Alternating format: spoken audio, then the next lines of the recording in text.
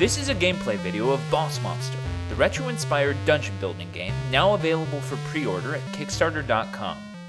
Before the game begins, each player randomly selects a boss monster. For this game, player 1 is playing King Croak, and player 2 is playing Gorgona.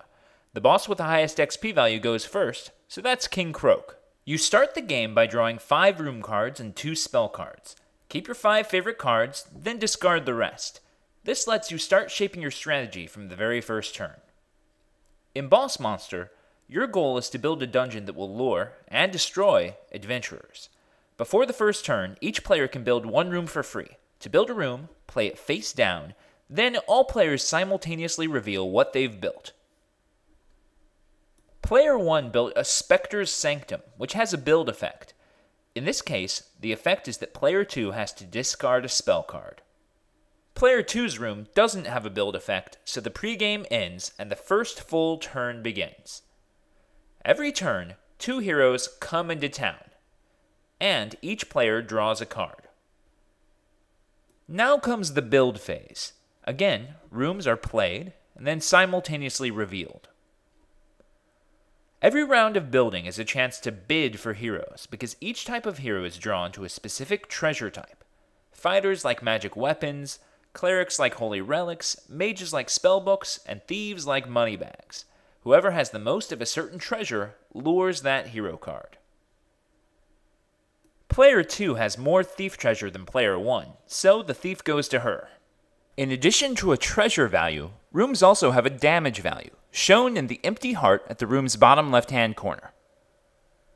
Cleric treasure is a tie, so the cleric will stay in town until the tie is broken.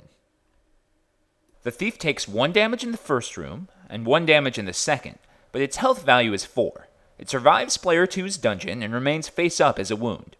You lose if you end a turn with 5 or more wounds, but it's normal to get a wound or 2 before your dungeon is fully built out. No matter how many heroes are in town, more heroes arrive each turn. If a particular type of hero starts to build up, breaking the tie becomes crucial to winning.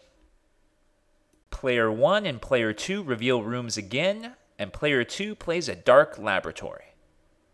Like many mage rooms, the Dark Laboratory lets player 2 draw spell cards. Spells have powerful effects, and there's no limit to how many you can play per turn. Icons on the spells indicate whether they're played during the build phase or during the adventure phase. Unfortunately, mage rooms also tend to be low on damage, and this turn the mage survives player 2's dungeon, dealing another wound.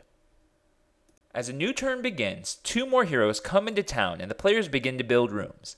Player 1 adds to his dungeon, but player 2 upgrades her succubus spa with an advanced room, making it a vampire bordello.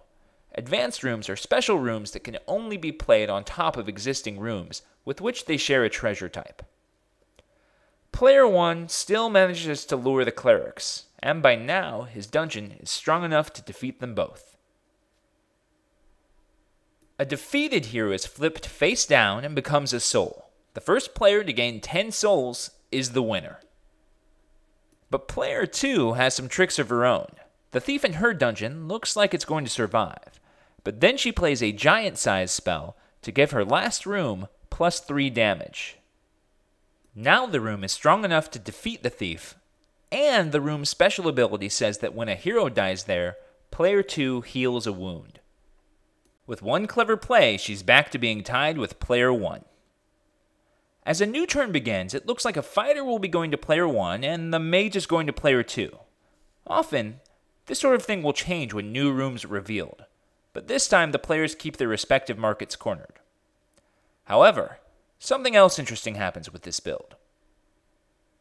Every boss card has a level up ability that triggers when your dungeon first reaches its maximum size of 5 rooms.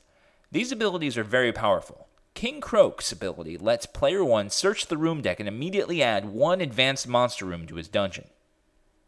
By now we've covered all of the basics, so let's jump forward to the last few turns of the game. At this point, all the ordinary heroes are gone and only epic heroes remain. Epic heroes are revealed when all the ordinary heroes have been used up.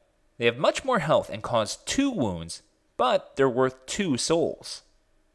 Player 1 has a lot of fighter rooms, which tend to deal more damage, so he has no trouble killing the epic hero. But the epic thief looks like it's about to survive player 2's dungeon, so player 2 casts a teleport spell, sending the thief back to take her dungeon's full damage.